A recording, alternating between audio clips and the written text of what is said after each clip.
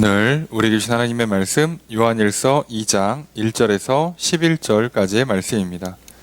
한 절씩 교독하도록 하겠습니다. 나의 자녀들아, 내가 이것을 너희에게 쓰면 너희로 죄를 범하지 않게 하려 함이라. 만일 누가 죄를 범하여도 아버지 앞에서 우리에게 대언자가 있으니 곧 의로우신 예수 그리스도시라.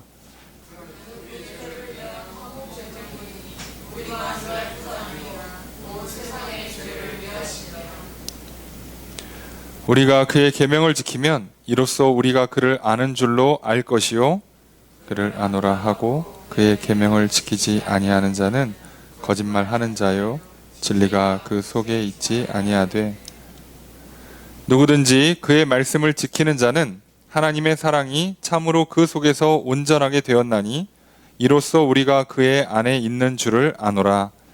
그의 안에 산다고 하는 자는 이대로 자기도 행할지니라.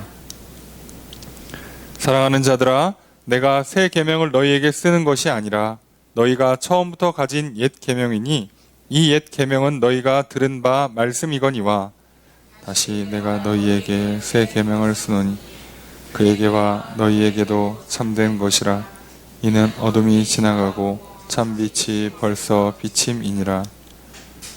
빛 가운데 있다 하면서 그 형제를 미워하는 자는 지금까지 어둠에 있는 자요, 그의 형제를 사랑하는 자는 빛 가운데 거하여 자기 속에 거리낌이 없으나. 함께 읽습니다. 그의 형제를 미워하는 자는 어둠에 있고 또 어둠에 행하며 갈 곳을 알지 못하나니 이는 그 어둠이 그의 눈을 멀게 하였음이라. 아멘. 할렐루야. 수요일 저녁 주임제에 나와 말씀을 배우시는 성도님들을 주님의 이름으로 환영합니다. 우리 옆에 있는 분들과 사랑의 위자를 나누겠습니다. 인사합시다. 사랑합니다. 축복합니다. 이 시간 주 앞에 나와 말씀을 배우시는 성도님들에게 주님의 크신 은혜가 함께 있기를 주의 이름으로 축복합니다. 우리 나눠드린 교환 함께 보시면서 오늘 본문 말씀 요한일서 2장 1절에서 11절 말씀 살펴보겠습니다. 먼저 1절의 첫 번째 문장 있습니다. 시작. 나의 자녀들아, 내가 이것을 너희에게 쓰면 너희로 죄를 범하지 않게 하려 함이라. 주어 스스로가 어떻게 될까요?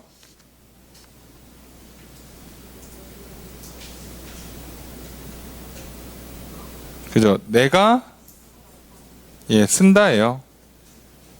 썼다, 기록했다. 뭐를? 이것을. 왜 기록했대요? 너희가 죄를 범하지 않게 하기 위해서. 자, 그러면 요한 입장에서 지금 이 요한일서를 기록하는 것, 이 서신을 보내는 것은 앞에는 이 소식을 전하는 건 생명의 말씀, 태초부터 있었던 말씀이요, 그 말씀을 전하는 건 너희에게 기쁨이 충만하게 하려고, 우리에게 서로 그 기쁨의 충만한 가운데 함께 들어가기를 원해서 썼다면, 이번에는 죄를 짓지 않게 하기 위해서 썼다는 거예요. 자, 그러면 이게 지금 서신 전체를 받을 수도 있지만 우선 큰 단락으로 보면 앞서 요한일서 1장 5절 이하의 내용을 보고 있는 거라고 보시면 됩니다. 요한일서 1장 5절 이하에서 큰 주제가 뭐냐? 하나님은 빛이시다예요. 하나님은 빛이시다. 하나님이 빛이다라고 이걸 썼고, 이것을 쓰면서 하는 얘기가 쭉 나왔잖아요. 우리가 지난 시간에 살펴본 것처럼 그 내용이 뭐냐? 하나님 빛이시니까 빛 가운데 있는 사람, 빛이신 하나님과 사귐을 갖고 있는 사람, 사귄다고 표현해서 그렇지만 믿고 따르고 섬기고 또 하나님 안에 거하고 하나님은 내 안에 거하고 이렇게 사는 사람들은 빛 가운데 행하고 어둠 가운데 행하질 않아요. 그러니까 죄를 짓지 않는다는 얘기예요. 그렇다는 얘기는 이것을 써서 이걸 기록해 준 이유가 뭐냐? 죄를 짓지 않게 만들려고 하는 데도 있다는 거예요. 다시 말하면 너희가 빛이신 하나님과 좀 사귀어서 교제를 해서 이제는 죄를 짓지 않게 만들려고 한다는 거예요. 자, 그럼 우리는 여기서 굉장히 중요한 내용을 하나 깨닫게 되는 거죠. 하나님은 빛이시기 때문에 빛이신 하나님과 사귀면 어둠 가운데 행하질 않아요. 빛이신 하나님과 사귀면 죄를 짓지 않게 된다고요. 이게 핵심이에요. 자, 이와 비슷한 내용은 예전에 로마서 할 때도 살펴봤는데, 죄를 짓지 않는다, 죄를 이긴다, 그리고 설령 죄를 짓더라도 예수님께서 중보해 주시고 성령님께서 도와주셔서 또 용서의 길로 이끌어 주신다, 회복시켜 주신다 하는 내용이 여기도 또 나옵니다. 자, 다시 말해서 믿는 자들, 하나님과 사귐을 갖는 자들, 예수 그리스도를 영접하는 사람들이 갖게 되는 그 회복하는 능력, 권세, 복이 무엇이냐? 죄를 짓지 않는 것이요, 뒤에 나오는 것처럼 설령 죄를 짓더라도 용서받고 깨끗해지는 것이요, 그래서 다시 죄를 짓지 않는 삶을 사는 것이고, 그러다가 또 죄를 짓게 되더라도 또 용서받고 회복하고, 그래서 다시 죄를 짓지 않는 삶을 살게 되고, 시간이 반복될수록 점점점 죄를 더 안 짓는, 그래서 늘 빛 가운데 거하는, 빛 가운데 행하는 삶이 되는 거죠. 이게 지금 요한이 서신을 써서 복음을 전해주는 이유, 목적이란 뜻입니다. 그러니까 우리는 뭔가 말을 할 때, 글을 쓸 때, 어떤 일을 행할 때 다 이유와 목적이 있어요. 넌 왜 그 말을 하니? 너는 왜 그런 행동을 했니? 저도 잘 모르겠어요. 모르는 게 아니라, 바보 멍충이어서 그런 게 아니라 외면하고 부정하는 거예요. 내가 왜 이렇게 하는지 모르고 싶거든. 책임지기 싫으니까. 솔직하게 말하면 문제될 줄을 심지어 알기 때문에도 안 하는 거죠. 자기가 무슨 일을 하는지 모르는 사람은 단 한 명도 없습니다. 그러면 우리가 하고 있는 모든 말과 행동에는요, 전부 다 이유가 있고 목적이 있고 그렇게 하는 거에 대한 근거가 다 있다는 뜻이에요, 사람은. 이걸 잘 기억하십시오. 지금 요한은 이 글을 기록하면서 솔직하게 자기의 이유와 목적을 기록해 놓고 있잖아요. 그렇게 쓰는 게 당연히 정직한 글이고 좋은 글이죠. 근데 많은 사람들은요, 책을 쓰고 글을 쓰고 말을 할 때 본인이 왜 그런 말을 쓰고 글을 썼는지에 대한 정확한 이유, 목적, 의도를 밝히지 않은 경우가 굉장히 많습니다. 사람들도 마찬가지예요. 내가 왜 그렇게 말을 했는지, 왜 그런 행동을 했는지 정확한 이유를 밝히지 않는 경우가 많아요. 심지어 말이 바뀌기도 하고요. 말과 행동이 안 맞기도 하고요. 그래서 나중에는 뭐가 진짜인지도 알기가 어려워요. 그래서 오늘 요한이 가르쳐주고 있는 하나님이 빛이시다, 그 빛이신 하나님과 우리가 안다, 사귄다, 함께 거한다, 이런 것이 도대체 실제로 무슨 의미인가, 오늘 우리는 본문을 통해 살펴보게 됩니다. 자, 여러분들이 하고 있는 말, 하고 있는 단어, 또는 우리의 보통 신앙 고백이 실제로 어떤 의미인지를 오늘 우리는 말씀을 통해 살펴보게 될 거예요. 자, 그러면 죄를 짓지 않게 하려고 이걸 썼다는 거예요. 하나님은 빛이시다라는 걸 알려주는 건. 자, 근데 인간이 완벽하게 죄를 짓지 않을 수가 있느냐? 그렇지 못합니다. 그래서 바로 이어서 1절의 두 번째 문장 나오죠. 함께 읽습니다. 시작.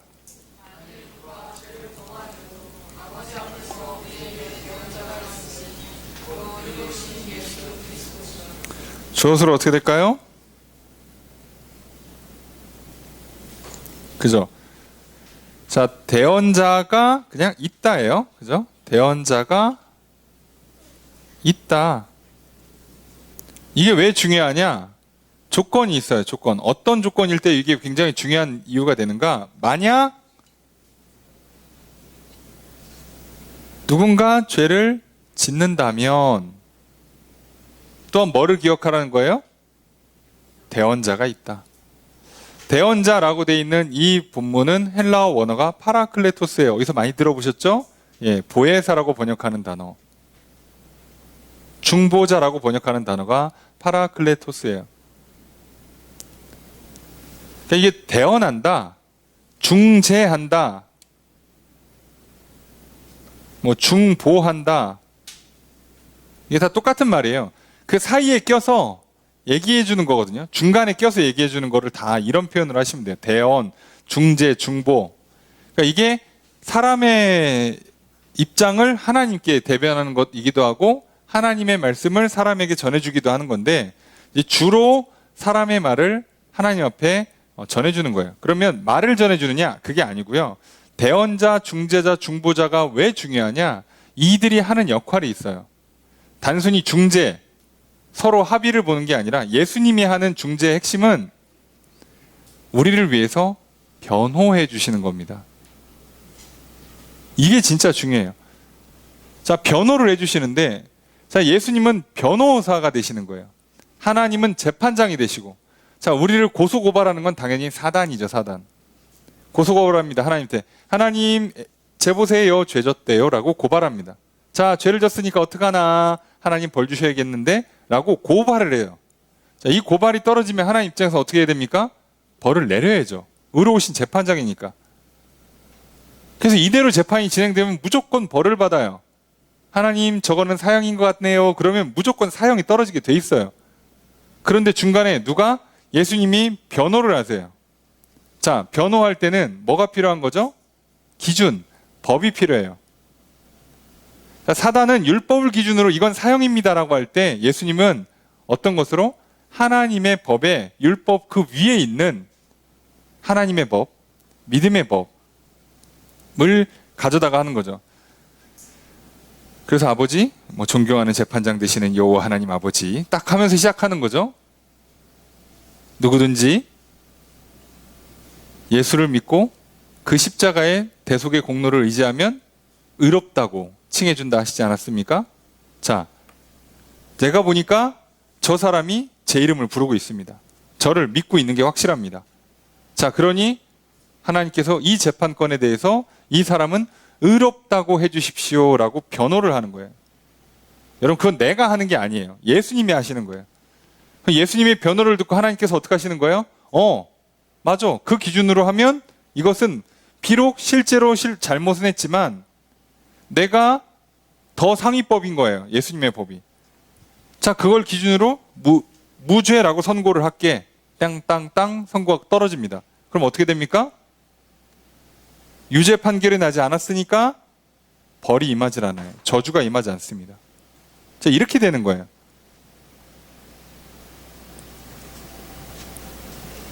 자, 그래서 우리한테는 바로 그 중요한 하나님 앞에 서 있는 대언자, 변호사, 중재자가 있는데 그게 바로 예수 그리스도. 예수 그리스도가 변호 중재를 할 수 있는 근거는 뭐다? 의로우시기 때문에.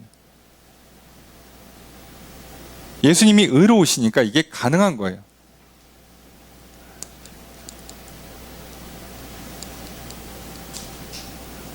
예수님께서 만드신 십자가에서 이루어내신 하나님의 온전한 의, 하나님의 새로운 기준, 법 때문에 이게 가능해요. 자, 그 얘기를 이제 한 번 더 설명합니다. 2절 읽습니다. 시작.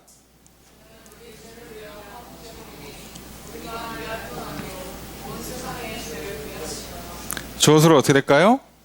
그는 화목제물이다예요. 우리만 위할 뿐 아니라 우리를 위하고 또한 세상의 죄를 위해서 모든 사람들의 죄를 위한 화목제물이세요. 그러니까 화목제물, 대속의 제물이란 말이죠. 예수님의 그 십자가의 죽음이 나의 죄, 우리 모두의 죄를 다 해결하는 그 능력이 있는 거예요. 자, 그래서 그 죄, 그 피를, 그 화목제물을 드림으로, 그 피를 흘리심으로 우리의 죄를 씻었어요. 그래서 이제 우리는 어떻게 하는 거예요? 마치 구약의 제사처럼 나는 죄를 졌지만 짐승한테 전가시키고 짐승의 피를 뿌려서 짐승이 대신 죽은 거예요. 그럼 나는 어떻게 돼요? 죄값이 없어요. 그래서 나는 이제 뭐 할 수 있는 거예요?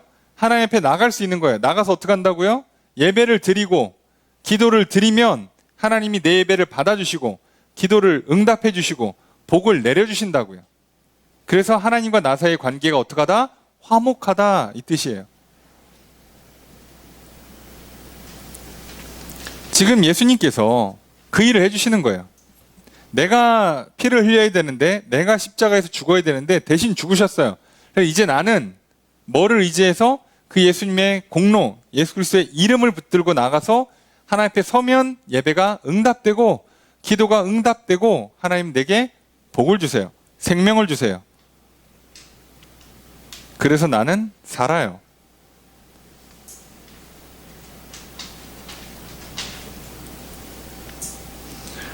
이게 지금 요한이 이 서신을 쓰고 있는 가장 중요한 이유. 너희들에게 이 소식을 전해주려고. 자, 그러니 하나님은 빛이시고 그분한테 나가면 우리는 어둠 가운데 죄를 짓지 않는 삶을 살게 될 것이고, 또 설령 죄를 짓더라도 예수님을 통해서 우리는 용서받을 것이고, 그러니 문제 없다 이거죠. 그런데 우리가 지난 시간에 살펴본 것처럼 나는 죄가 없어요 또는 나는 죄를 짓지 않았어요 라고 말하면 이게 거짓말이라는 거예요. 우리는 비록 죄를 짓지만 용서받고, 그리고 하나님의 빛 대신 하나님과 함께 걸어가다 보면 어둠이 없는, 죄를 짓지 않는 삶을 살아가게 된다는 거죠. 그리고 그 삶을 살게 만들고자 지금 이 글을 쓴 거고요. 오늘 우리가 동일한 글을 읽고 있다는 것은 바로 우리도 그렇게 받아들이는 거예요. 아, 하나님 빛이시구나. 하나님과 사귀면, 내가 하나님을 믿고 하나님과 교제하는 삶을 산다면 나는 빛 가운데 걸어가겠구나. 그건 단순히 인생길이 환하게 밝히는 것만 얘기하는 게 아니라 궁극적으로는 내 영혼이 밝아지는, 죄를 짓지 않는 삶을 살게 되는 거구나. 설령 죄를 짓더라도 용서받는구나. 그래서 하나님과 우리 사이에는 무조건 예수 그리스도가 들어가셔야만 되는 거예요. 내 어떠함 갖고도 하나님 앞에 설 수 있는 자격을 만들 수가 없어요.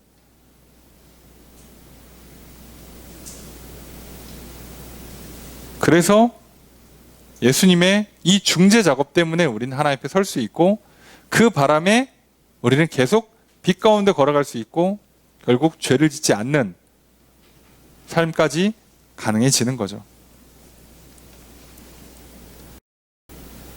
자, 그렇다면 이제 이 삶이 또한 어떻게 더 구체적으로 적용되는가 말씀을 살펴보겠습니다. 3절 읽습니다. 시작.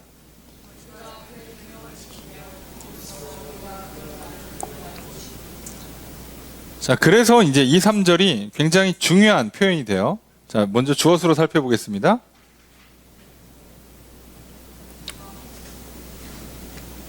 우리가 안다예요. 그죠? 우리가 안다.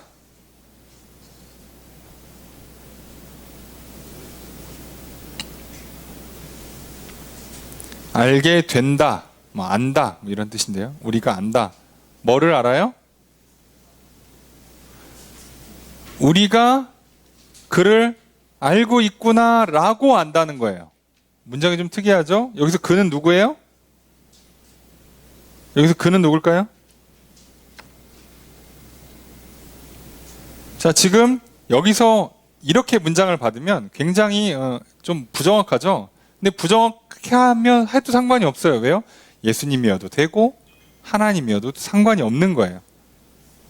어차피 예수님이 하나님의 계명을 우리에게 전달해 주신 것이고, 우리는 예수님 통해서 하나님 앞에 나가기 때문에 결국은 하나죠. 예, 그래서 크게 중요하진 않은데, 여기서 정확하게 이제 그냥 문맥상으로만 보면 예수님인데, 우선은 예수님으로 놓고 이제 가기는 갈 겁니다.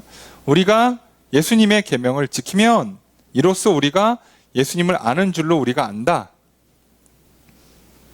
자, 그러니까 우리가 여기서 이제 잘 생각해보세요. 지금 여기서 그러면 하나님은 빛이시다 라고 했잖아요.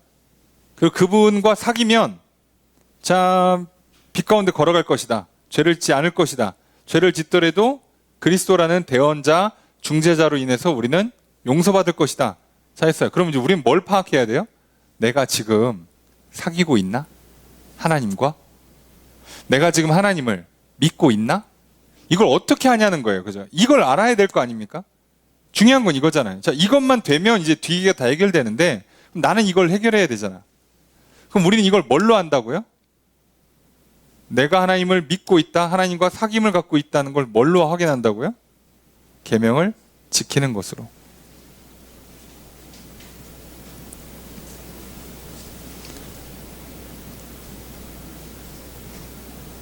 계명을 지킨다라는 걸 너무 이렇게 좁혀서 10계명으로만 보시면 안 돼요. 굉장히 넓어요. 게다가 이제 그의 계명이에요. 예수 그리스도의 계명. 예수 그리스도께서 하라고 명령하신 것들이에요. 그러면 굉장히 넓은 의미에서 받아들여야 되고, 그럼 예수님이 하신 것 중에 여러 가지 중에 우리한테 가장 시작점이 되는 게 뭐죠? 너희가 나를 영접하면, 너희가 나의 이름으로 구하면 이에요. 예수님 말씀을 받아들이는 것, 예수님의 이름으로 기도하는 것, 예수님의 보혈을 의지하는 것, 이거부터 시작하는 거잖아요, 우리는. 그럼 우리가 이거를 한다면, 그러면 이것을 우리가 진짜로 믿고 지금 하나님과 사귀고 있고 하나님을 믿고 있다는 걸 뭘로 확인한다고? 내가 예수님이라고 부를 수 있다면, 내가 예수 그리스도의 이름으로 을 불러가면서 기도하고 있다면, 내가 예수 그리스도의 보혈을 의지해서 이 자리에 나와서 예배를 드리고 있다면 나는 뭐 한다고요? 아, 내가 예수님 알고 있구나. 내가 하나님을 알고 있구나. 여기서 안다가 사귄다는 의미의 표현이기 때문에, 안다는 건 지식으로 안다는 게 아니라고 그랬잖아요. 여기서는. 그죠? 지식으로 아는 게 아니라 사귐으로 아는,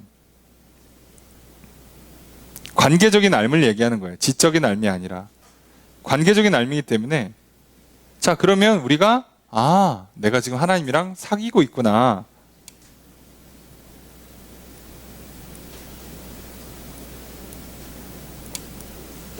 이렇게 되는 거예요.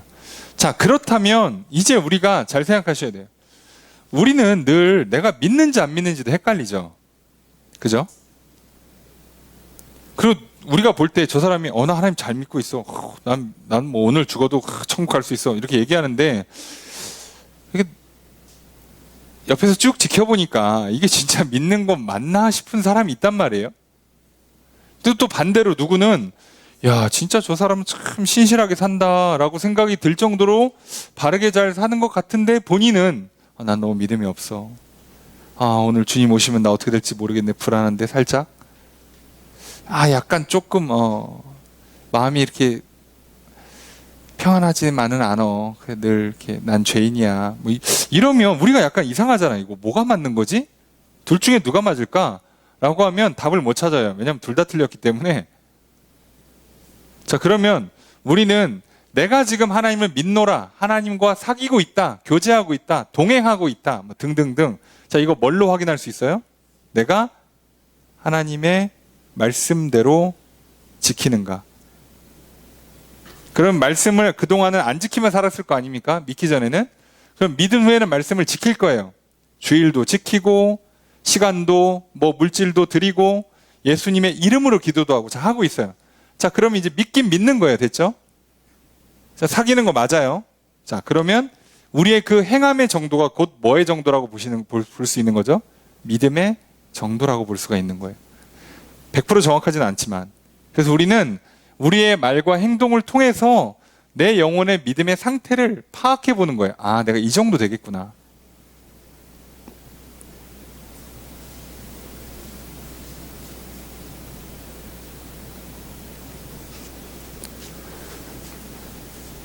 이게 이제 우리가 역으로 확인하는 방식이 이거거든요. 자, 배에서 꼬르륵 소리가 납니다. 내가 지금 이게 배고픈 건지, 아니면 얘가 지금 뭐가 고장이 나서 시도 때도 없이 꼬르륵 거리는 건지 확인이 좀 어렵긴 해요.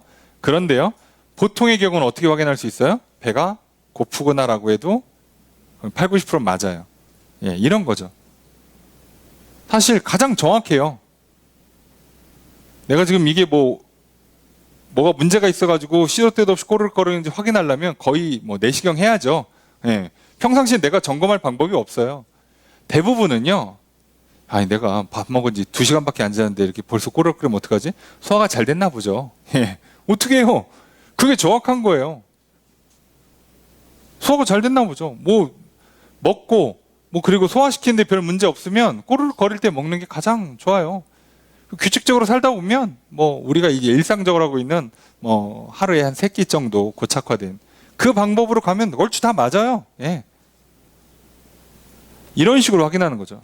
자, 그러면 내가 지금 위장이 다 비었는지 배가 고픈지 안 고픈지를 확인하는 가장 그래도 신뢰도 높은, 쉽고 그래도 정확한 방법이 뭐냐? 꼬르륵 거리냐, 배에서 이런 신호를 주느냐를 확인하는 거잖아요. 똑같아요. 여러분, 이제 많은 분들이 공부를 하고 계시잖아요. 자, 공부를 해요. 자, 공부를 하면서 내가 헷갈리지. 내가 이걸 알고 있나 모르고 있나. 그런 때가 많아요. 그렇죠? 그럼 우리는 늘 불안하죠. 아, 이거 어떡하지? 내가 이거 아는 거예요? 모르는 거예요? 다음 진도를 가야 되나 말아야 되나도 헷갈린단 말이에요. 자, 그럼 어떻게 하면 가장 정확해요? 덮어놓고 시험 보면 돼요. 가장 정확합니다. 답을 썼어? 난 아는 거예요. 머릿속에서는 모르는 것 같은데 문제 나오면 답을 풀어? 그럼 나 아는 거예요. 백날 나는 이거 알아. 야, 문제 내봐. 자, 이거는 뭐냐? 답을 못한다. 얘는 모르는 거예요. 말로는 뭐 큰 소리 뻥뻥 쳤어요. 뭐 교수님 얘기한 거 나 다 기억하고 있고 그거잖아. 그래? 그럼 시험지를 딱 갖다 줬는데 못 썼다? 모르는 거예요. 근데 평소에 물어볼 때는 뭐 버벅거려. 그래, 교수님 뭐라고 했지? 선생님 그거 시험에 나온다고 했나?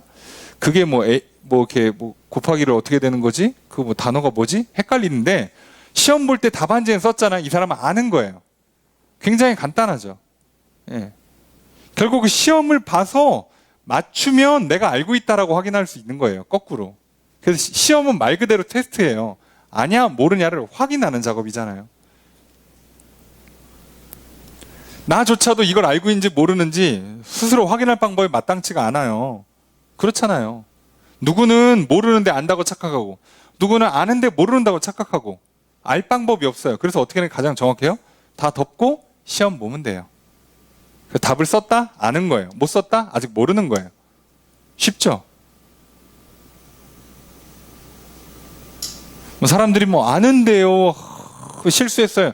아니에요. 모르는 거예요. 실수는 답안지를 옮겨 적을 때 1번인데 1번이 아니라 2번에다가 마킹하는 게 실수예요. 예? 물론 계산하다가 더하기를 빼기로 할 수도 있지만 여러분 죄송하지만 그건 실력이에요. 예? 여러분 어떻게 보면 더하기를 빼기로 배웠어. 더하는 건 더해야지. 그건 실력입니다. 실수라는 건 1번 답안을 2번 답안지에다 썼다거나 아니면 1번에 1번인데 2번에다가 체크하는 게 실수인 거지, 문제를 잘못 푸는 건 사실 실력이라고 봐야 돼요. 사람이니까 어쩌다가 한두 문제 정도 이렇게 부호를 바꾼다거나 할 수 있지만 대부분은 실력이죠. 자, 그러니까 우리는요 정확해요. 내가 아냐 모르냐를요 혼자 정할 필요가 없어요. 뭐 하면 돼? 시험 보면 돼요. 고민할 필요가 없어. 이게 가장 정확합니다. 나 어떡하지? 이거 시험 망칠 것 같은데? 그리고 시험 잘 본 애들이 제일 재수없잖아요. 예. 그러니까 그 얘기 백날 들어봐야 소용없어요. 예. 시험 그냥 결과가 얘기해 주는 거예요. 결과가. 그래서 우리의 믿음이라는 것도요 사실상 결과로 나타나게 돼 있어요. 자, 믿음만큼 행동으로 나타나지 않는 경우는 딱 정해져 있어요.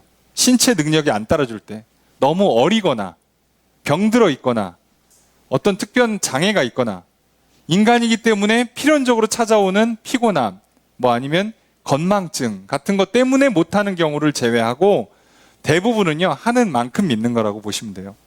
이런 변수가 있기 때문에 100%라고까지 말 못하지만 대부분의 80, 90%는요 내가 하나님 말씀대로 행하는, 말하고 행동하고 삶으로 구현해내는 만큼 나의 믿음이라고 보시면 돼요. 내가 사람을 대하는데 그 사람을 볼 때 하나님의 관점으로 보고 소망을 갖고 보고 사랑으로 대해주느냐, 아니면 그냥 내가 머리부터 발까지 쭉 본 다음에 쟤는 내 스타일 아니네 이렇게 받았냐, 그러면 내가 지금 이 사람을 하나님 안에서 믿음으로 받았냐, 정말 형제 자매를 사랑한 거냐에 대해서 내 믿음의 정도가 드러나는 거예요. 거기서부터 그렇게 정확하게 드러납니다. 그러니까 우리의 판단과 선택과 결정이 분명히 드러나는 영역이 있어요. 그게 시간하고 돈입니다. 그래서 여기에는요 우리의 믿음의 정도가 명확히 드러나요. 명확히. 그러니까 내가 어디다 시간 쓰고 있는지, 내가 어디다 돈 쓰고 있는지 보시면 내 믿음 상태 확인하는 게 아주 정확도가 높습니다. 평상시에 식사 메뉴 고르는 거로 믿음 상태 점검하기 힘들어요. 정말 잘 안 됩니다. 그런 거 잘 안 돼요. 일 잘하는 거, 공부 열심히 하는 걸로 믿음 상태 점검하는 게 쉽지가 않아요. 그런데 시간 쓰고 돈 쓰는 거, 정확합니다. 멀리 갈 것도 없어요. 그죠? 자, 그래서 이겁니다. 이걸 기준으로 이제 뒤에 있는 내용들이 쭉 나올 거예요. 4절 읽습니다. 시작.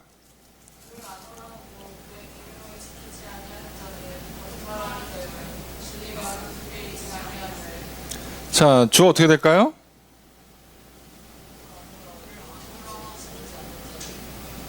자, 요거 하는 사람은, 예. 사람은 뭐다? 거짓말하는 사람이다. 있지 않다. 그죠? 그런 사람은 거짓말하는 사람이다. 진리가 있지 않다예요.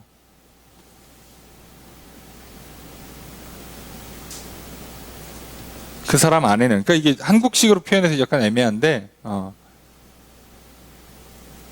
원어대로 가면 이렇게 그냥 하면 돼요. 그런 사람은 거짓말하는 사람이고 그 사람 안에는 진리가 있지 않다, 이런 건데, 자, 안다라고 해놓고 계명을 안 지켜? 모르는 거예요. 이해되시죠? 나 정답 알아 해놓고 틀렸어. 그럼 이 사람 모르는 거예요. 이해되죠? 예. 나 하나님 알아. 자, 지금 하나님 뜻이 뭔지를 알아. 하나님 뭘 해야지 나를 기뻐하시고 뭘 해야지 나에게 복을 주는지 알아. 근데 딴 걸 선택해요? 모르는 거예요. 내가 100점 맞을까봐 내가 일부러 하나 틀렸어. 자, 어림도 소리 하지 마시고요. 예. 1등 하면 저 사람들이 날 자꾸 쳐다보니까 내가 일부러 2등 한 거야. 자, 말도 안 되는 소리 하지 마시고, 자, 틀리면 모르는 겁니다. 네. 이해되시죠? 네. 특히나 하나님 앞에서는. 5절의 첫 번째 문장 읽습니다. 시작.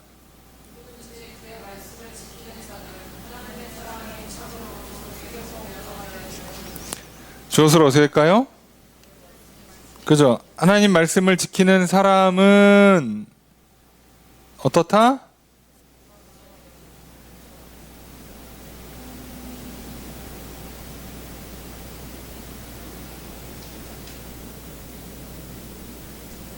사람은 온전하게 되었다. 온전하게 되었다가 정확히 표현하면 완성됐다는 뜻이거든요. 완성되었다. 성취가 됐다는 얘기예요. 뭐가? 하나님 사랑이. 말씀을 지키는 사람은 하나님 사랑이 완전해진 거예요. 이게 진짜인 거죠.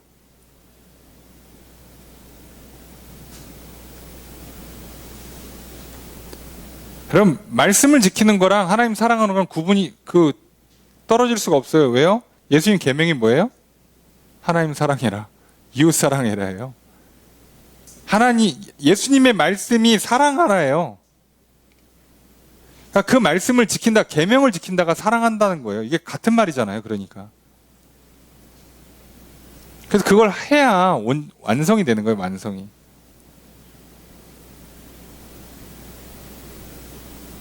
자, 그렇다면 결론이 이렇게 나오는 거죠. 5절의 두 번째 문장 읽습니다. 시작. 주어서로 어떻게 될까요? 우리가 안다. 뭐를?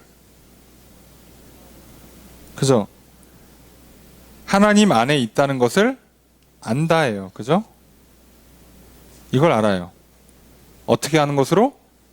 이렇게 안에서, 이것으로써. 이것이 뭐예요? 계명을 지키는가 지키지 않는가로서 우리가 하나님 안에 있느냐 없느냐를 알 수 있다고요.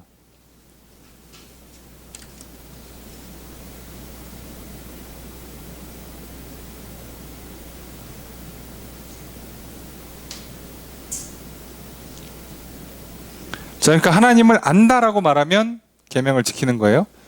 빛 가운데 있다라고 그러면 계명을 지키는 거예요. 하나님과 사귄다 그러면 계명을 지키는 거예요. 하나님을 믿는다 그러면 계명을 지키는 거예요.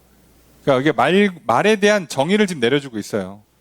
신앙생활 할 때 어떤 표현을 써야 되는지를 정확히 알려주고 있는 겁니다. 왜냐하면 이 당시에도 수많은 거짓 교사들은 이렇게 표현을 왜곡시키고 있단 말이에요. 야, 알면 됐어. 그 나중엔 잘하겠지. 아니요. 된 게 아니에요, 여러분. 완성이 안 됐다니까요. 행하지 않으면 완성된 게 아니에요. 근데 뭘 돼요, 되기는. 근데 자꾸 됐다고 그러잖아. 그것으로서 심지어 지식을 갖는 것으로서 구원에 이를 수 있다고까지 말하는 사상들이 있잖아요. 6절 읽습니다. 시작.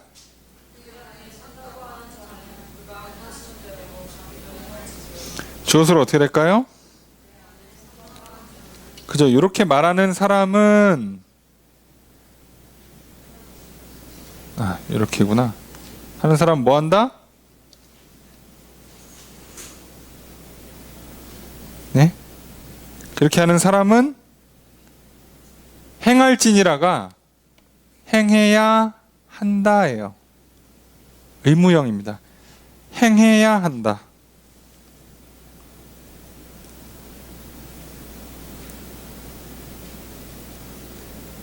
이게 원어는 빚을 졌다예요. 그러니까 빚을 졌기 때문에 의무가 있다는 뜻이거든요.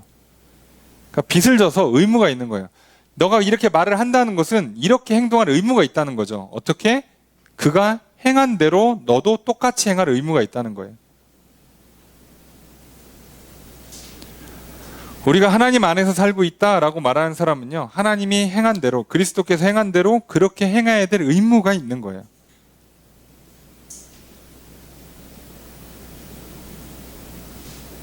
알지만 하지 못했어요. 알지만 안 했어요가 거짓말이란 뜻이에요. 거짓말.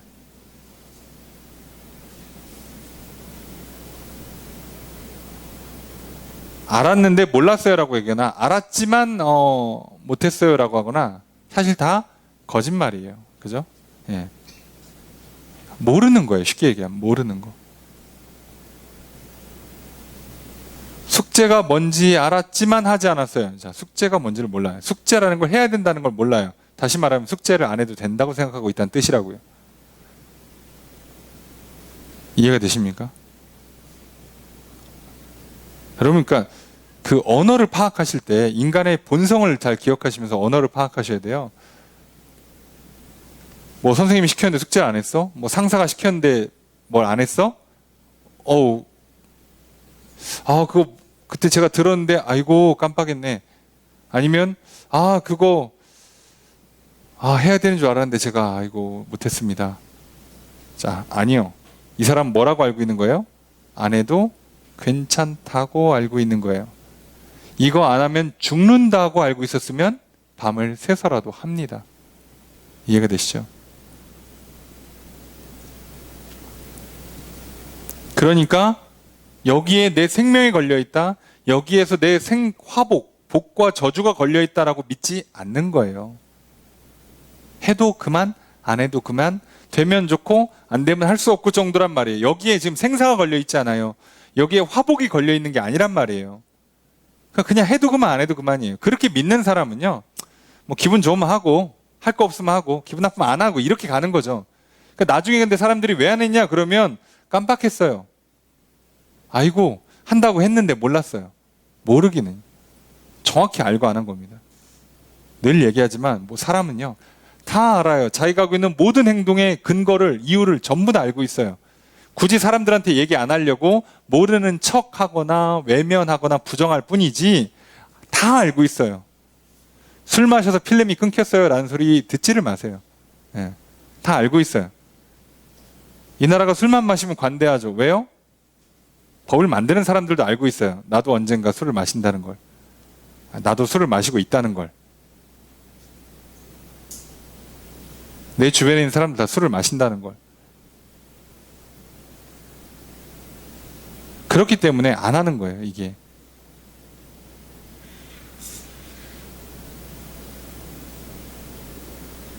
이게 정말 우리가요, 예. 단순히 뭐 시간이나 돈이나 절차의 문제가 아니라요, 알고도 안 하는 겁니다. 왜요? 술 마시는 사람들도 어떻게 보면 이 나라의 국민이고 같이 살아야 되니까요. 그 일일이 다 잡아 쳐넣다가는 나라가 안 돌아가니까. 알고 하는 거예요, 알고. 다 알고 하는 겁니다. 그걸 기억하십시오. 스스로도 속이지 마시고 남한테도 속지 마십시오. 다 알고 하는 거예요. 모든 사람은 다 알고 합니다. 자, 그거를 요한은 정확히 지적해 주는 거예요. 믿으면 하게 돼 있다는 거예요. 믿고 안 한다는 건 없어요, 세상에. 아니, 여기서 내 인생에 지금 생사가 걸려 있는데, 천국과 지옥이 걸려 있는데, 이 한 방에, 근데 그거를, 여러분 생각해 보세요. 내가 전 재산을 걸어서 10배를 벌 수 있는 기회가 한번 왔어요. 믿어. 심지어. 근데, 바빠가지고 돈을 못 걸었어? 바빠가지고 주식을 못 샀어? 귀찮아서 안 했어? 깜빡했어? 여러분 안 믿은 거예요. 여러분 만약에 살다가 정말 진짜 어려운 일 당해보세요. 지푸라기 잡는 심정으로 그냥 조금이라도 도와줄 수 있는 도움이 될 것 같은 가능성이 있는 사람이 있으면 달려가서 울고불고 바짓가랑이 잡고 늘어지는 게 사람인데, 나한테 뭐 인생에 대박 터질 수 있는 기회를 줬는데 깜빡해? 여러분 깜빡한다고요? 전날 술 마셔서 전날 늦게 자서 피곤해서 어림도 없는 소리 하지 마세요. 이 악물고 지킵니다. 그게 안 돼요. 여러분 믿음이라는 건요, 행동을 못 바꿀 수가 없어요.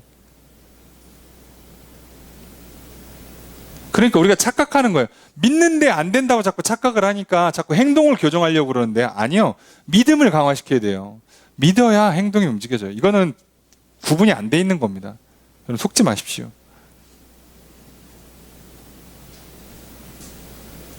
예수님께서 말씀하시잖아요. 염려하지 말라고. 한날 괴로움으로 족하다고. 내일 일은 내일 염려하라고. 자, 뭐 들풀도 먹이고 입히신데 뭘 그렇게 걱정하냐고. 기도하고 오늘은 평안히 쉬라고. 자, 근데 내가 오늘 밤 뭐 평안히 못 자? 무슨 얘기예요? 안 믿는 거예요. 그만큼 믿음이 적다고요. 그래서 그러면 어떻게 해야 돼? 믿음을 구해야 돼요. 그 믿음이 들어와야 하나님께서 확신을 주셔야만, 그래야 내가 오늘 내일에 대한 걱정과 근심을 벗어버리고 평안히 쉴 수가 있는 거예요. 세상에 불안하지 않은 사람이 어디 있겠습니까? 걱정과 근심이라는 건 끝이 없어요. 내일 일을 압니까? 내일 무슨 일이 일어날 줄 알고. 그렇잖아요. 자, 이걸 잘 기억하셔야 돼요. 7절의 첫 번째 문장 있습니다. 시작.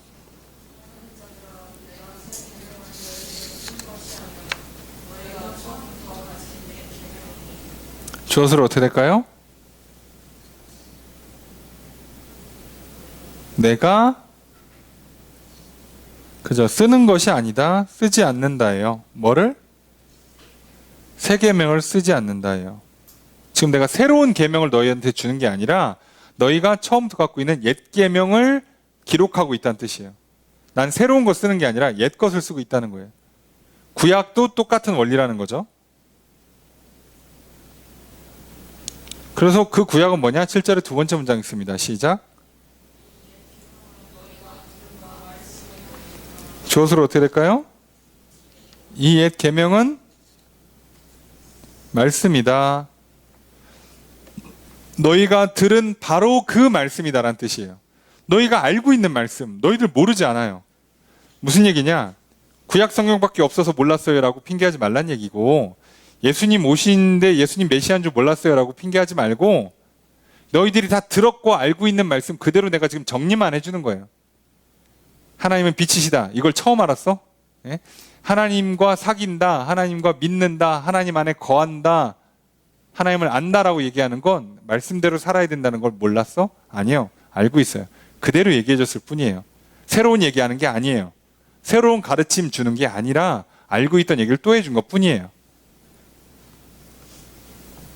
이 얘기를 그 당시에 얼마나 많은 사람들이 듣기 싫었겠습니까? 우리는 뭐라고 핑계하고 싶어요? 어휴, 그랬어? 처음 들었네. 아유, 내가 일찍 알았으면 했을 텐데 라고 핑계하고 싶은데 그 말도 못하게 만드는 거예요. 너 이거 알고 있던 얘기야. 내가 옛날에 몇 번씩 한 거고 이미 다 기록돼 있었고 너 유치원 때 배운 거야. 초등학교 때 다 배운 거야. 내가 지금 다시 정리해서 얘기해 주는 거잖아. 몰라? 모르기는 다 알지? 그러면 얼마나 듣기가 더 싫어요. 그래도 들어야 합니다. 자, 그 얘기예요. 그러면서 8절 읽습니다. 시작.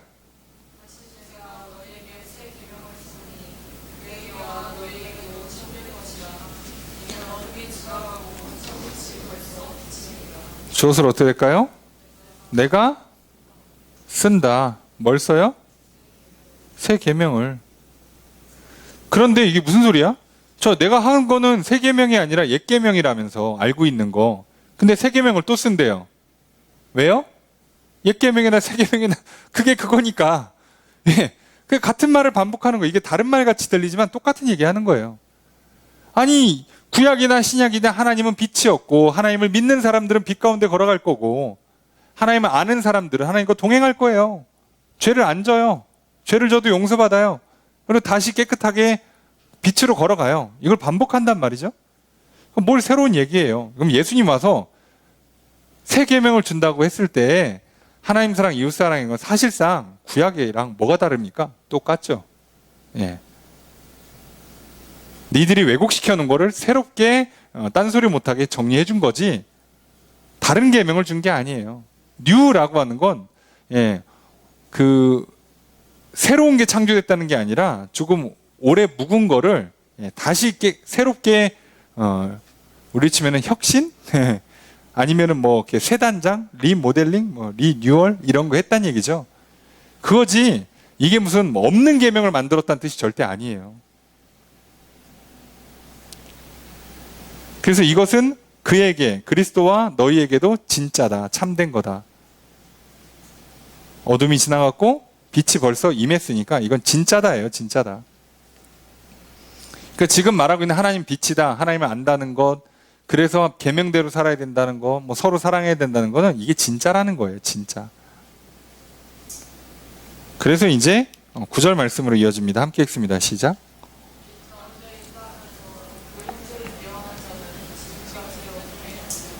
주어수로 어떻게 될까요?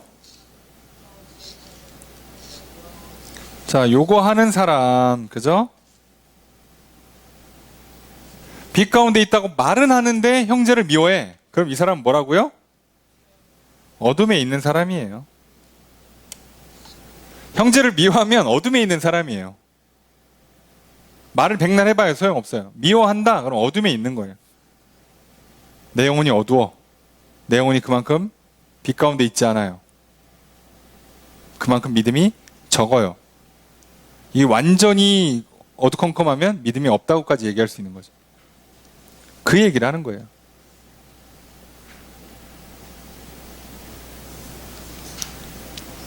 (10절) 읽습니다. 시작.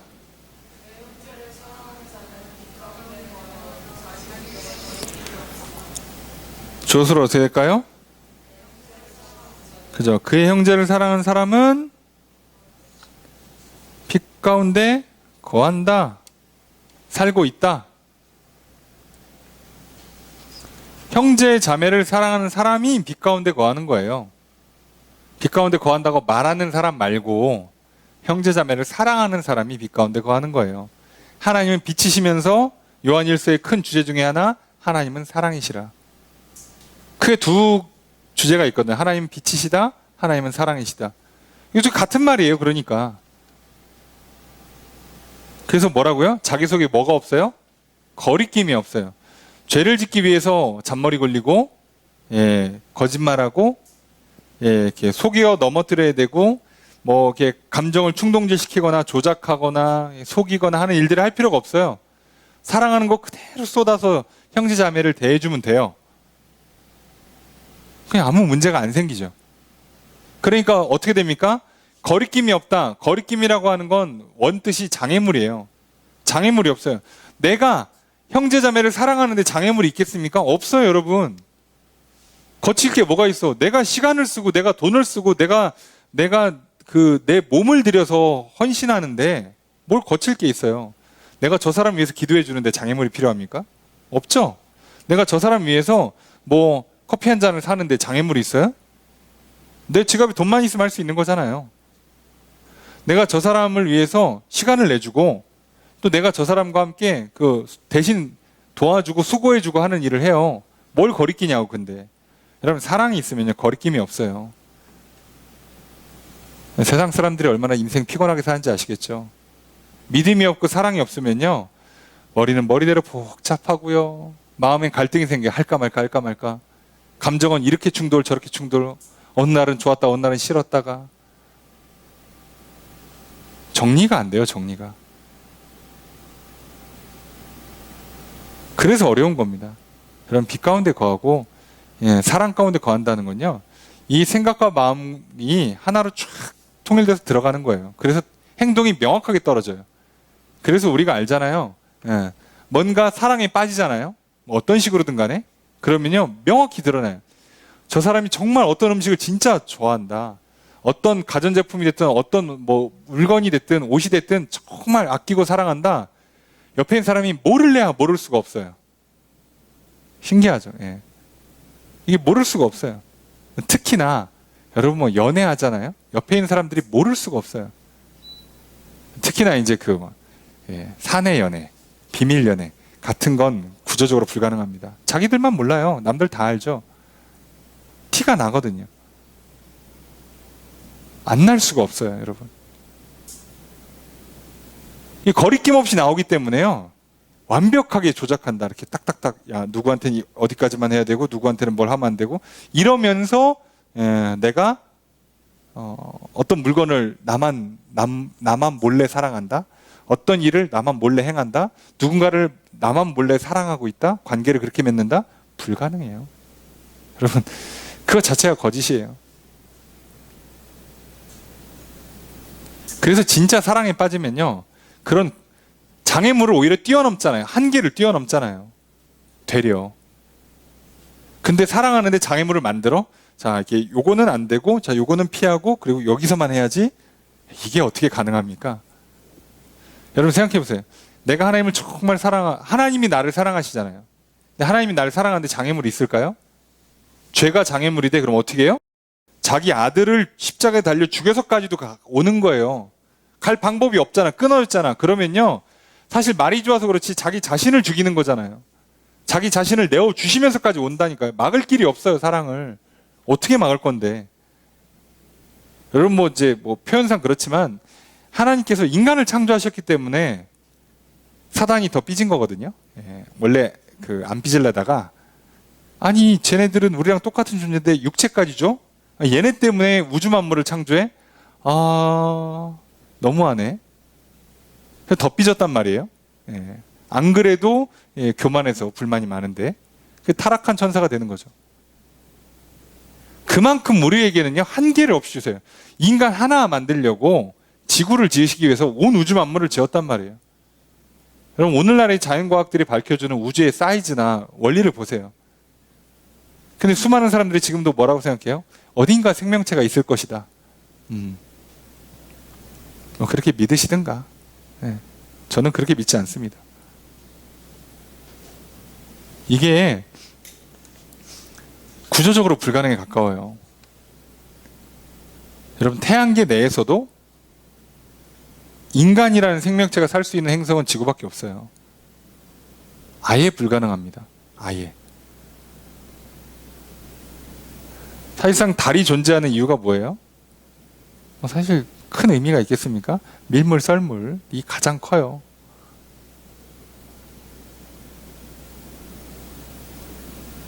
물을 만들고 그 물을 계속 움직이고 물을 조절해주기 위해서 옆에 하나가 더 필요한 거예요.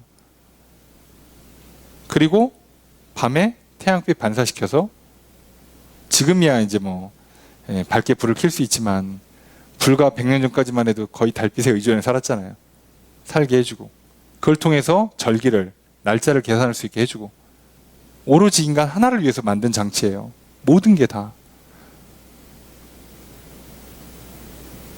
여러분, 뭔가 특별한 게 있을 거라고 착각하지 마세요. 그러니까 찾아보라니까. 단 하나 우리는 제대로 된 증거물을 만들어내질 못해요. 보여준 적이 없어요. 안 된다니까요. 그 하나 뭔가 명확한 걸 가져오는 순간 우리는 이 모든 말들이 다 깨진다는 거예요. 반대로 얘기하면 하나님 말씀이 진리인 이상 자연과학들이 말하고 있는 이 뭔가 다른 생명체가 있고 뭐 자연 발생이 있고 뭐 이렇게 빅뱅이니 이런 게 가능하다고 말하는 게 다 거짓이어야 돼요. 구조가 그렇습니다. 이거는 진검승부거든요. 중간이 없어요. 둘 중에 하나예요. 아예 안 되는 겁니다. 그래 반대로요. 내가 하나님의 사랑을 받아서 나도 하나님을 사랑하잖아요. 여러분 이제부터 거리 낄 것 같습니까? 예? 하나님을 예배하는데 시간과 장소가 구애받을 것 같아요? 사람 많으니까 기도 못하겠다? 예. 남이 내 핸드폰 몰래 들여다보면 안 되니까 핸드폰에다가는 찬양 넣어놓지 말아야겠다? 예. 카톡 프로필에다가 뭐 이렇게 핸드폰 배경화면에다가 이렇게 말씀 같은 거 못 넣겠다? 이게 말이 됩니까? 안 되죠. 예. 시간이 없어서 뭐 기도를 못해, 예배를 못 드려? 아니죠. 장애물이 없어요. 거리낌이 없다니까요. 오히려 그걸 못 막아요. 그것 때문에 다른 걸 포기한다니까요. 아니, 예배를 위해서, 기도를 위해서라도 다른 걸 빨리빨리 끝내야 돼요. 그러기 위해서 진짜 집중하고 힘을 내고 악착같이 해요. 그리고 놀랍게도 그것 때문에 성공하죠. 승리의 비결이 나오죠. 또 역으로. 한다니까요. 이게 장애물이 안 생겨요. 구조적으로. 막을 길이 없어요. 우린 착각하는 겁니다. 뭐 때문에 안 돼요? 뭐 때문에 안 돼요? 아니요. 그만큼 사랑하지 않는다는 얘기예요.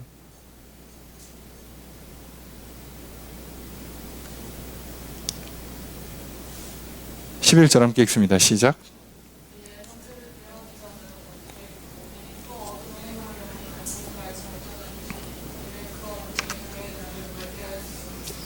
주어서로 어떻게 될까요? 그죠? 그의 형제를 미워하는 사람은 어둠에 있다. 이거예요. 자, 그 어둠에 있으니까 어떻게 해요? 어둠에 행해요. 어둠 가운데 길을 걸어가요. 그러니까 어떤 문제가 생겨요? 필연적으로 갈 곳을 몰라요. 내가 갈 길을 알면 뭐해? 거기가 어딘지를 모르는데, 보이질 않는데, 어두워서. 아, 부산 가야지, 서울 가야지 하면 뭐하냐고. 앞이 캄캄해서 지금 어느 쪽으로 가야 부산을 갈 수 있는지 서울을 갈 수 있는지를 모르잖아요. 그러니까 나는 여기로 가면 부산 가겠지 하고 갔는데 알고 봤더니 서울 와. 이럴 수 있단 말이죠. 몰라요. 왜요? 어둠이 눈을 멀게 했거든요. 그러니까 반대로 생각해 보세요. 하나님을 안다? 하나님과 사귄다? 빛 가운데 걸어간다? 그러면요, 계명대로 살죠? 사랑 가운데 살죠? 그러니까 어떻게 돼요? 그러니까 눈이 열려서 반대로 갈 곳을 알고 갈 곳으로 가요. 그러니 여러분, 우리가 진짜 하나님을 믿고 하나님을 사랑하잖아요. 여러분, 뭔가 좀 복잡하고 헷갈려 보일 수는 있어도요, 우리 인생에 내가 어느 길을 가야 되고 무엇을 선택해야 되고 누구와 함께 누구를 만나고 무엇을 결정해야 되는지요, 모를 수가 없어요. 많은 사람들이 하나님 뜻을 모르겠다고 얘기하죠. 저도 초보일 때는 몰랐습니다. 맨날 1시간 몇 달씩 기도해도 뭔 뜻인지 구분이 안 될 때가 참 많았어요. 그런데요, 기도가 부족하거나 제가 멍청해서 그런 게 아니고요, 믿음과 사랑이 부족해서 생겼던 현상이더라고요. 하나님 말씀을 그대로 다 붙잡고 그리고 하나님만 사랑하잖아요. 거의 매 순간순간요, 분명하게 떠올라. 이거 뭐 해야 되는지 알아요. 우선순위가요, 명확히 결정납니다. 뭐부터 해야 되는지 정확히 알아요. 모를 수가 없어요. 모를 수가. 오늘 내가 아침에 일어나면 뭐부터 해야 되는지를 모른다? 그냥 머릿속에 딱 믿음 부족, 사랑 부족이구나. 오늘 하나님이 나를 얼마나 사랑하시는지를 내가 믿고 그 사랑을 받아 누린다면, 그래서 나를 이 땅 가운데 태어나게 하시고 나를 이런 모습으로 지으시고 오늘 이 자리에서 살게 하셨다면 내가 오늘 여기서 뭘 해야 되는지 분명히 알아요. 그리고 그걸 합니다.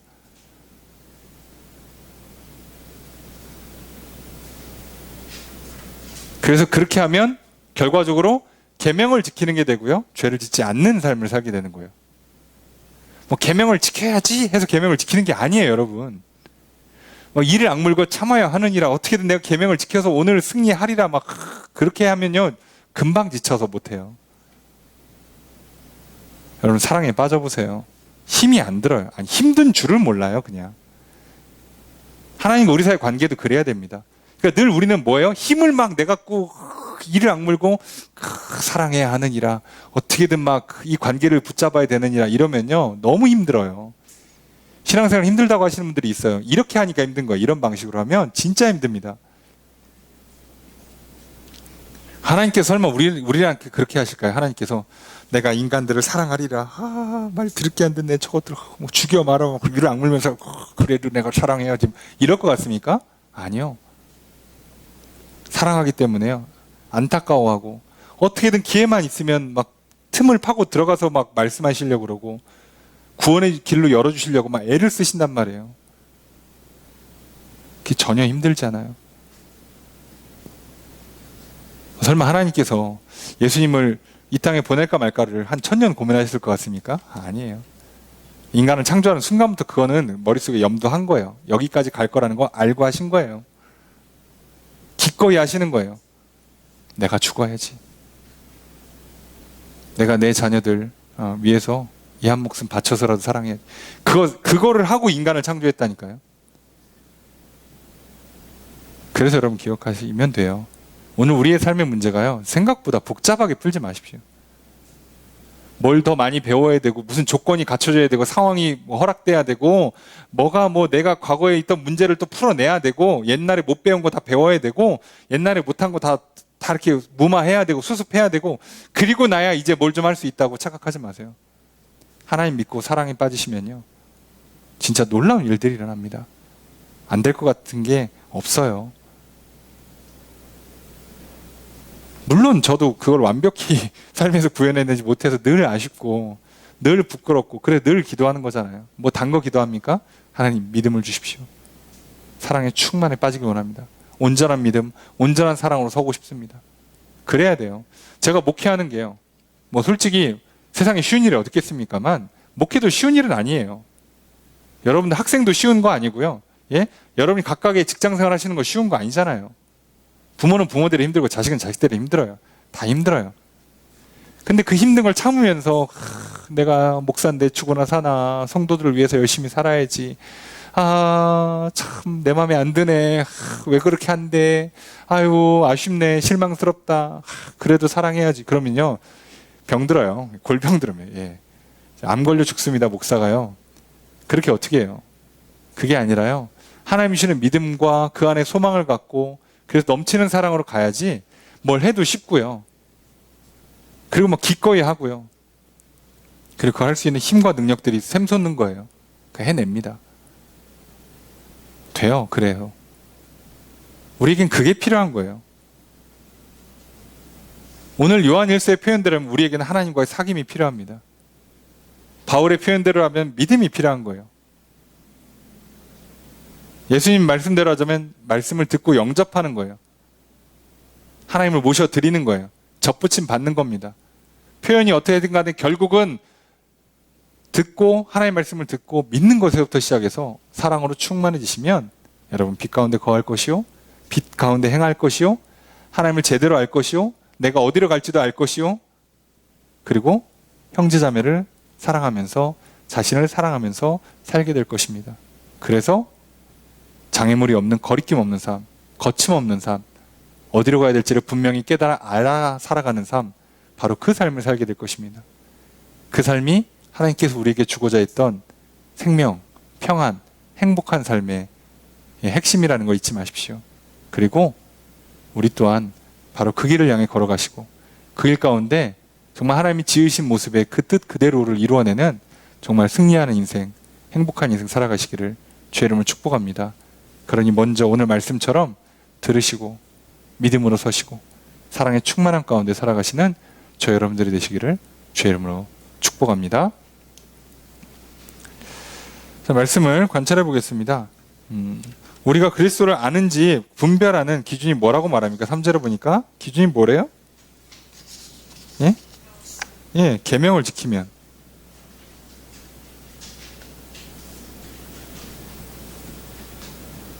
계명이라고 그러면 약간 거부 반응이 있을 수 있으니까 말씀대로 순종하면,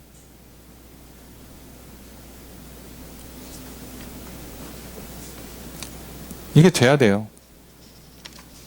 사랑하라 했으면 사랑이 돼야 돼요. 근데 사랑이 안 된다 그러면 사랑해야지 뭐 이를 악물지 마시고 어떻게 한다고요? 우선은 죄를 지면 안 되니까 사랑의 기본적인 행동들, 양식들은 취하시되 속으로는 어떻게 하는 거예요? 하나님, 내 안에 사랑이 부족합니다. 하나님 믿음을 주시고 사랑으로 채워주십시오 라고 하셔야죠. 그렇다고 사랑이 없으니까 솔직하게 미워해야지 이러면 큰일 납니다. 예. 그 뜻은 아니에요. 예.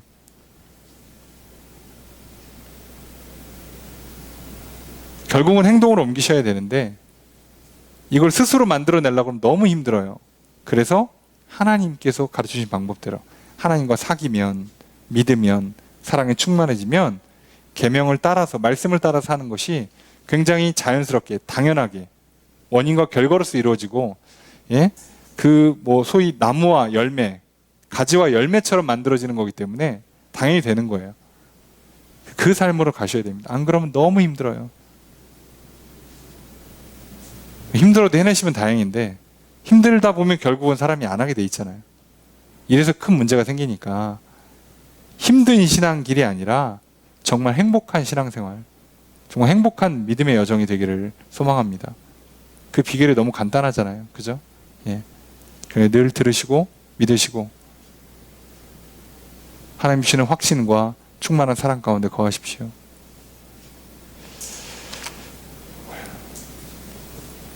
말씀을 적용해 보겠습니다. 사도 요한은 서신을 통해 생명의 말씀을 전합니다. 태초부터 있는 생명의 말씀이 예수 그리스도로 나타나셨고 그분에게서 보고 들은 것을 요한은 전하고 있습니다. 요한은 말씀을 전하여 듣는 자들로 함께 아버지와 예수 그리스도와 사귐이 있게 하려고 합니다. 요한은 하나님과 사귐을 통해 영원한 생명과 기쁨이 충만함을 누릴 수 있다고 말합니다. 이제 요한은 하나님을 소개하고 하나님과 사귐의 실상을 알립니다. 요한이 전하는 소식은 바로 하나님은 빛이시다입니다. 하나님은 빛이시기에 하나님과 사귐이 있는 사람은 빛 가운데 행합니다. 하나님과 사귀면 예수의 피가 우리를 모든 죄에서 깨끗하게 하실 것입니다. 하나님과 사귀는 사람은 어둠 가운데 행하지 않으며 죄가 없다거나 죄를 짓지 않았다고 속이지 않습니다. 그렇게 요한은 이 말씀을 써서 듣는 자들로 죄를 범하지 않게 하려고 합니다. 또한 죄를 범하였어도 의로우신 예수 그리스도께서 대언자가 되어주십니다. 그리스도께서 모든 죄를 위한 화목제물이 되사 성도들의 죄값을 치르셨습니다. 그리스도께서 대속하시고 그리스도께서 대언하심으로 성도들을 변호해 주십니다. 그렇게 하나님과 사귐이 있는 사람은 죄를 짓지 않습니다. 죄를 지어도 그리스도의 대속의 은혜로 용서받고 깨끗하게 됩니다. 나의 신앙을 살펴봅시다. 나는 빛이신 하나님과 사귐이 있습니까? 나는 빛 가운데 걸어가며 죄를 범하지 않는 삶을 살고 있습니까? 나를 찾아오셔서 나와 사귐을 갖고자 하시는 하나님을 영접합시다. 하나님과 사귀어 죄를 용서받고 죄를 짓지 않는 삶을 살아갑시다. 하나님과 사귀어 영원한 생명과 충만한 기쁨을 누립시다. 오늘도 사귐의 손길을 내밀어 주시고 말씀해 주신 하나님께 응답합시다. 두 번째로 하나님과 사귐을 갖는 것에 관해 요한은 자세한 설명을 이어갑니다. 누군가가 나는 그리스도를 안다, 나는 그의 안에 산다, 나는 빛 가운데 있다 라고 말한다면 어떤 행동을 하는 것으로 그의 말의 진실을 확인할 수 있는지 설명합니다. 말씀을 지키는 것과 형제자매를 사랑하는 것으로 확인할 수 있습니다. 계명을 지키고 사랑하는 것으로 내가 그리스도를 알고 내가 그 안에 있고 내가 빛 가운데 있는 줄을 내가 알게 됩니다. 마치 문제를 푸는 것으로 내가 그 문제에 관한 지식을 갖고 있다는 것을 스스로 깨닫게 되는 것과 같은 이치입니다. 나의 신앙을 살펴봅시다. 나의 신앙 고백이 말뿐인 착각일 수 있음을 주의합시다. 나의 신앙 고백은 나의 행함으로 실상을 확인할 수 있습니다. 말씀을 지켜 행하고 형제자매를 사랑하는 것으로 내가 그리스도를 알고 그의 안에 살고 빛 가운데 행하고 있는지 것을 확인합시다. 내가 하나님과 사귐을 가졌는지, 내가 하나님을 믿고 있는지에 대한 인식과 분별의 기준이 행함입니다. 말과 행함으로 나의 믿음을 점검해 봅시다. 나의 믿음의 상태를 지금 모습 그대로 하나님께 보여드립시다. 나에게 오셔서 빛을 비춰주시고 믿음을 더해주시는 은혜를 구합시다. 그래서 하나님의 은혜 가운데 믿음과 사랑으로 충만한 영혼이 되기를 소망합시다. 그렇게 살아가십시오. 그러면 죄를 짓지 않을 것입니다. 그러면 어디로 가야 될지 밝히 알아보게 될 것입니다. 그래 늘 평안하고 늘 안전하고 늘 형통한 승리와 복이 있는 인생이 될 것입니다. 그 삶으로 살아가시는 저 여러분들이 되시기를 주의 이름으로 축복합니다.